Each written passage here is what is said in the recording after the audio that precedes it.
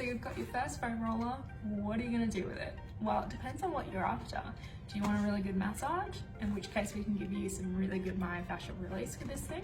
Do you want a way to be more mobile through your back? I'll show you how. Do you want to be really strong through your deep core? Something I teach people in my Pilates classes with this foam roller. And you can also level it right up to the top and use it for some really hard strength exercises. And I'll show you how to do all of these.